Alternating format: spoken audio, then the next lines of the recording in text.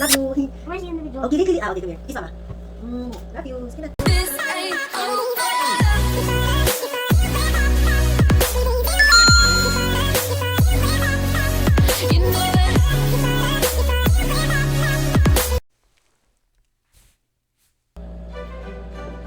Hi everyone, my name is Shaps. I'm MissInformation.blog on Facebook, Instagram, and my website.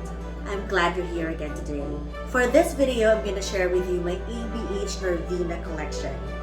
On my past videos, I already posted about Volume 1 and Volume 2. For this video, I'm going to swatch the ABH Norvina Volume 3. Last time, I swatched the eyeshadow palette while I'm unboxing the makeups. But this time, I'm gonna swatch this eyeshadow palette with you guys. And together, let's look at the colors. Just like before, there are 25 shades on this palette. This is the last palette that I will buy from this collection. I don't want to purchase the fourth one. But so far, after using it today, I think this is my least favorite from the other 3 eyeshadow palettes I got. So let's start. A1 Matte Chartreuse Yellow.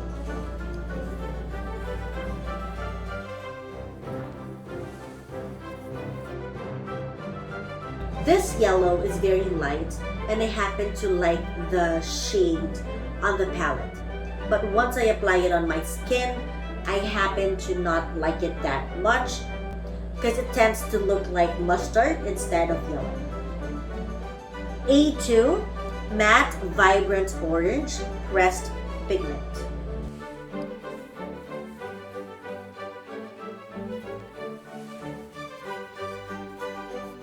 This one happens to be very, very pigmented, and it's a true orange shade. It's matte and it's true to its color. This palette doesn't have a lot of fallout compared to the other 2. But in terms of kickback, all of these palettes have the same formula. So they still have the kickback around 15 to 20% of the whole palette. The color and formula options on this palette are actually just like the other 2. But in terms of the variety of color and mixture, it's very odd and it's quite hard to create a look because at some point they don't match together. It's hard to make a new look. You just have to be really smart and study each color because what you see on the pan is not what you'll see on your skin. Next, A3 Matte Harvest Pumpkin Pressed Pigment.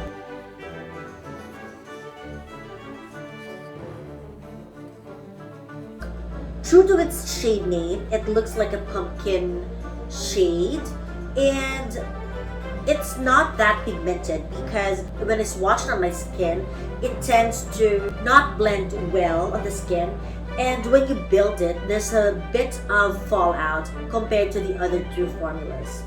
At first, it was very powerful. Once you try to blend it, the fallout of this formula tends to make it less powerful. So it's like a good color, but the formula is not as good as the other 2. A4 Fresh Green with a Silver Sparkle.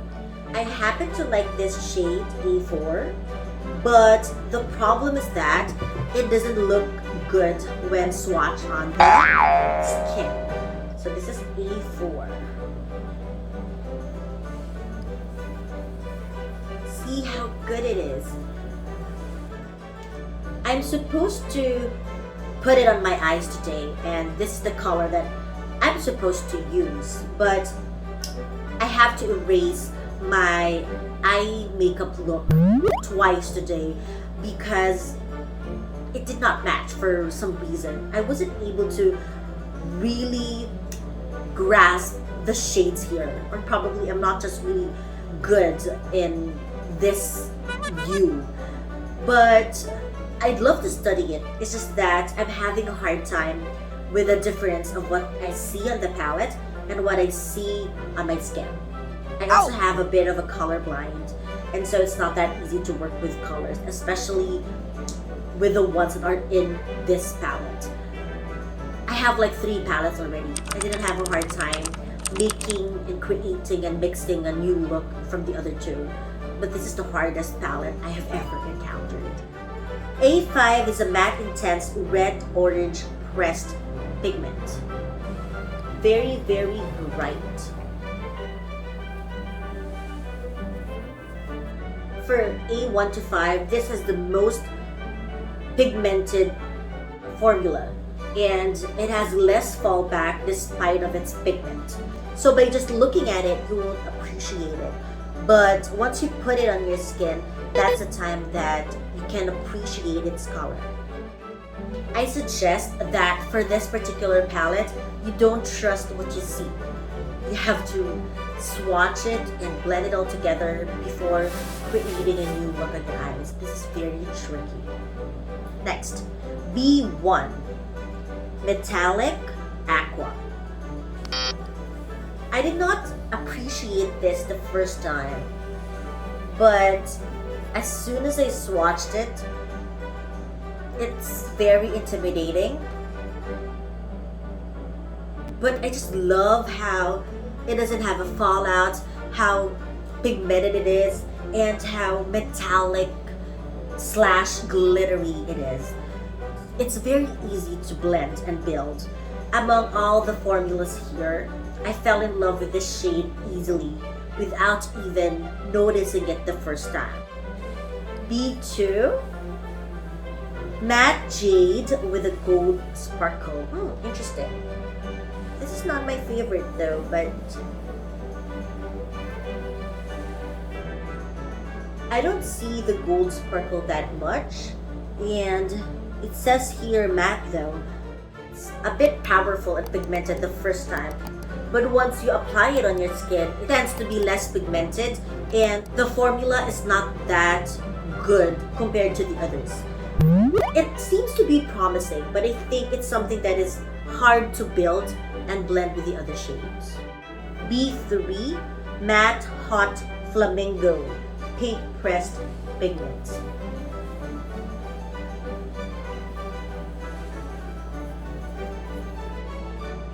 When you say flamingo, I'll easily say yes to it.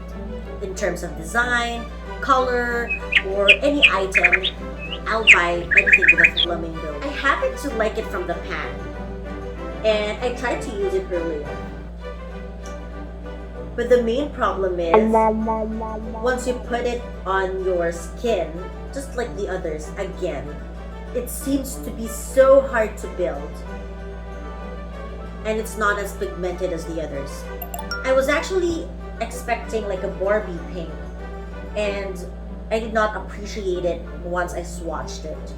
I'll try to build it soon though, but so far there are a lot of frustrating formulas here compared to the other 2. B4, Matte Royal Fuchsia Pressed Pigment.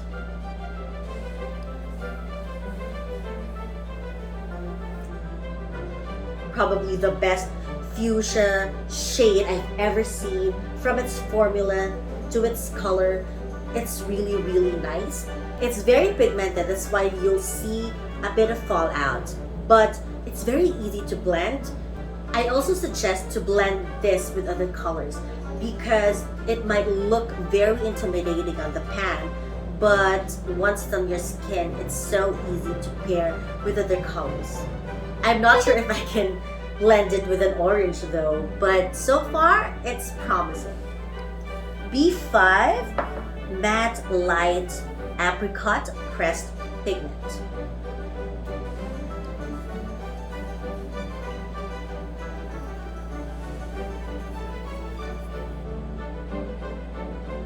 One of those formulas where you like the color on the pan, it doesn't look interesting once it's on your face. It's pigmented, but like the others, you have to build it before you see a good shade. C1, Metallic Sparkling White Wine. Another favorite,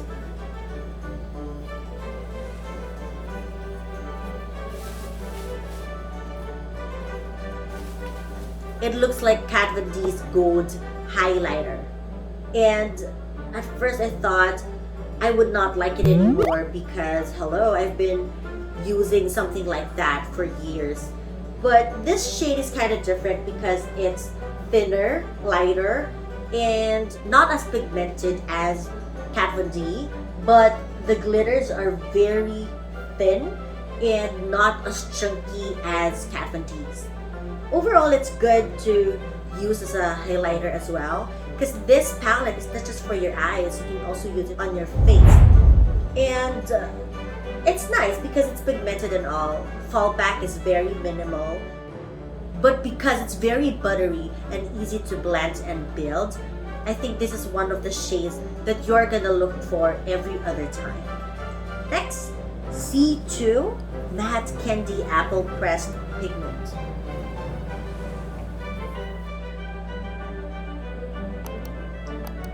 Of course, when you say apple, you're gonna reach out for it and want to have it. And I think because it's red, I'll immediately want to use it. But the problem is that I wasn't that impressed with the formula because I have a Kat Von D vegan palette and that one is actually better in terms of formula and in shade.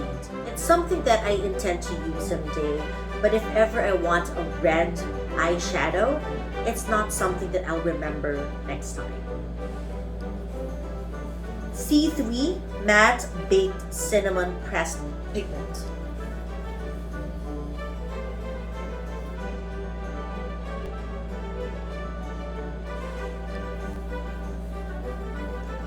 C4 Matte Mulberry Pressed Pigment.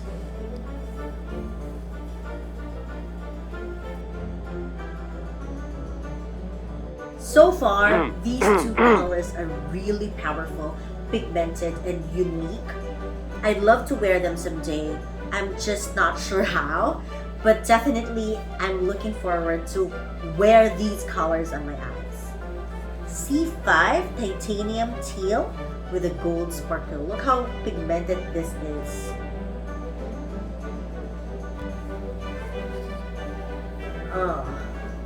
So far, we're done with A, B, and C.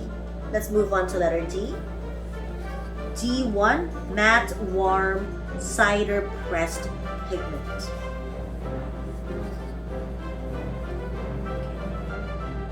Yeah, just one of those shades that I don't like because of its formula. D2 Pale Peach with a gold sparkle pressed pigment.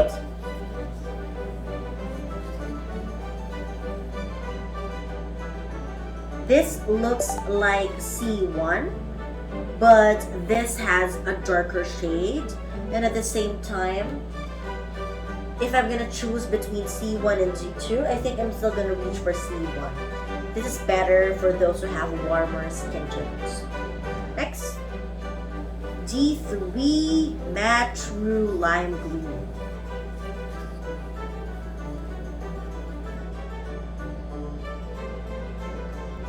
Very pigmented, and I like this more than the other green shades here. As you can see, the shades here are more pigmented than what's on here. D4 is a metallic orange with a gold sparkle pressed pigment.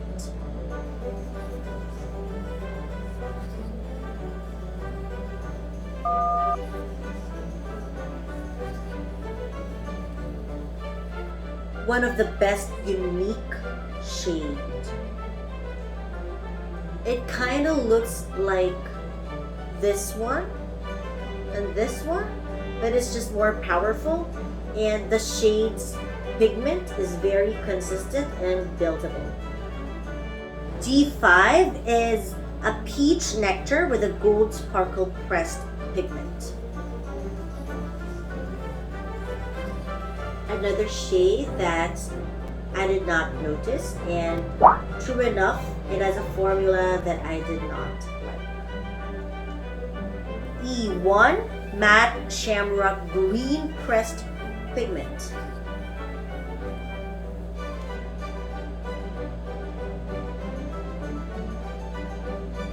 shade that you need to build, and I think it's not easy to blend this one. Look, I mean, I took a lot already. I wasn't able to get a lot of powder. That's enough to show you the shade E1. E2 is a matte Merlot pressed pigment. As interesting as its name, I love this shade. So unique. E3 is again another unnecessary orange, matte, vibrant, coral pressed pigment. It's like an orange pink shade. It's not that powerful and not that easy to build and blend as well. E4, matte dandelion yellow. I hate this formula. The shade is really good.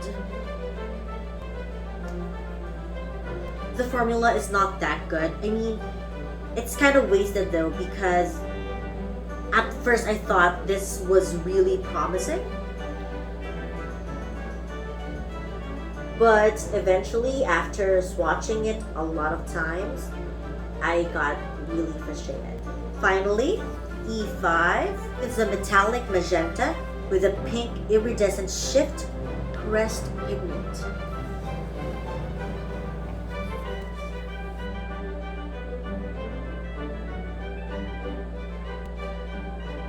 Another shade that does not look good on the pan, but looks really good formula and shade wise on the skin.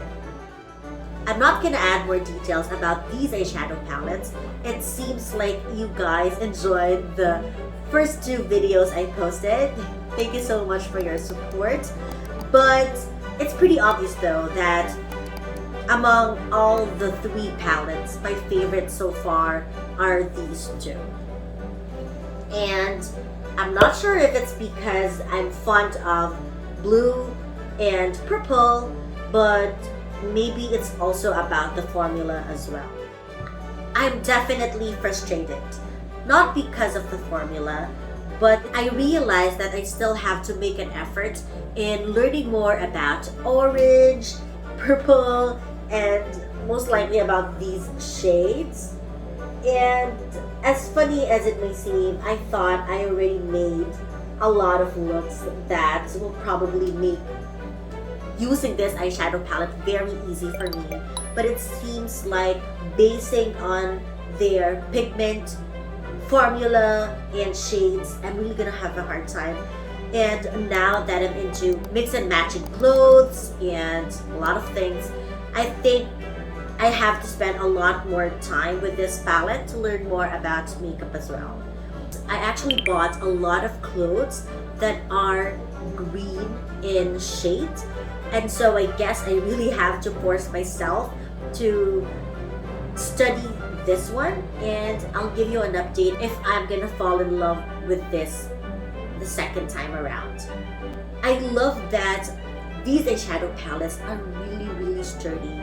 Yes, there's kickback, it's not that pigmented, a bit of fallout, but at the end of the day, they are the type who will not let you down in terms of packaging and its quality.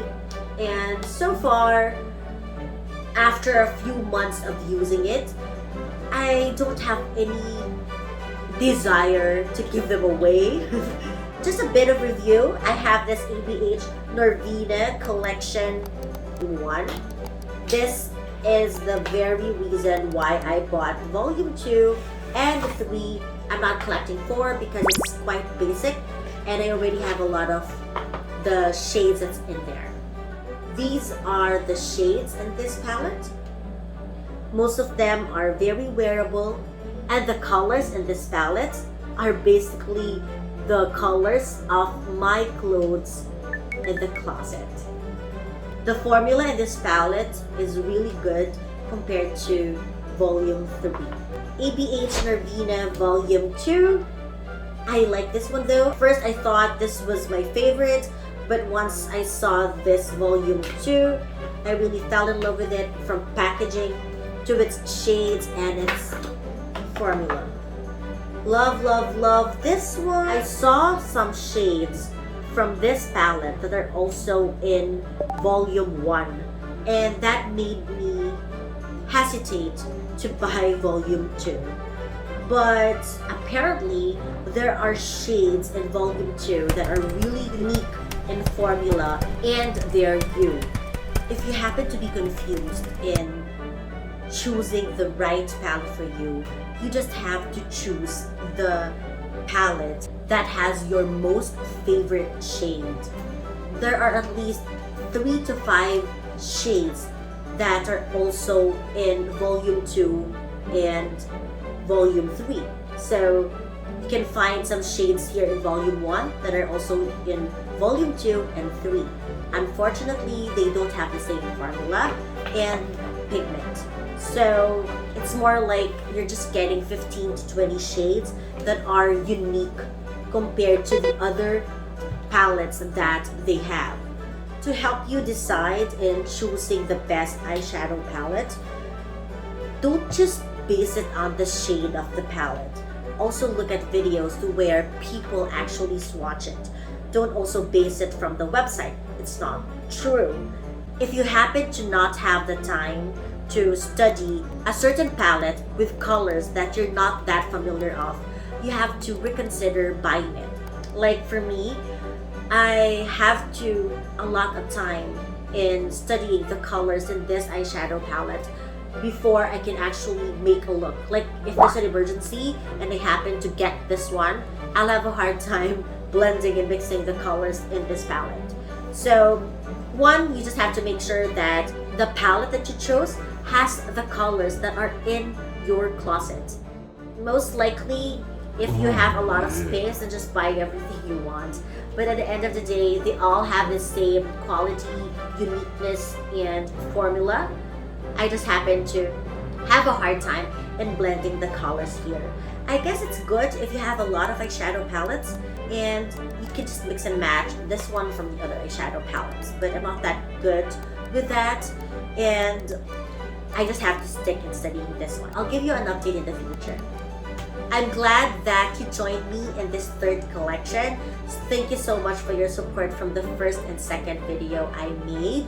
I hope I can connect with you in the comment section, and let's discuss what shades in particular do you like, and do you think you can also create your own look with the shades I have here. At the same time, do you also have clothes that are green, orange, and purple? Or just like me, you don't have a lot of those? I guess it's time to buy more green and orange clothes. Just kidding. Now let's move on to hashtag MissInformation Lessons. We all have an invisible bucket, and every day when we wake up, that bucket is empty, or probably full, or half empty, half full. That bucket is filled with love, grace, joy, sharing, patience, whatever that is. And whenever you give love, patience, forgiveness to other people, that bucket becomes empty or half empty. And when you tend to give a lot of what you have every day, sooner or later, you'll be empty and dry. And so the best way for your bucket to be full is to allow other people to also put something inside their bucket. Like maybe someone should love you as well. Allow someone to share their blessings to you. Let others bless you as well. But people are imperfect. So not everyone we bless, give, and love will automatically bless, give, and love us in return. So what will we do to avoid having an empty bucket? It is to ask God to fill our buckets with love, grace, mercy, forgiveness, joy. Let's not depend for other people to fill us with those things, because even other people are also dependent to God alone. And so, don't give your full self to other people. You will just be frustrated when they don't meet your expectations. the best thing is to give your full self to God. Be completely dependent on Him, and He will fill your bucket with everything your heart needs, and even more. And so when you love other people, when you forgive other people, when you share your blessings, you won't feel empty immediately because you have an unlimited source from God alone. I hope you guys learned a lot about shades and life today. I'm thankful for your support and time. I hope to see you on the next one. God bless you. Bye. There's a rainbow always after the rain. Rain to the close, Gamma. Connect with me on Facebook, DM me on Instagram, or learn more about me on my blog, MissInformation.blog. See ya!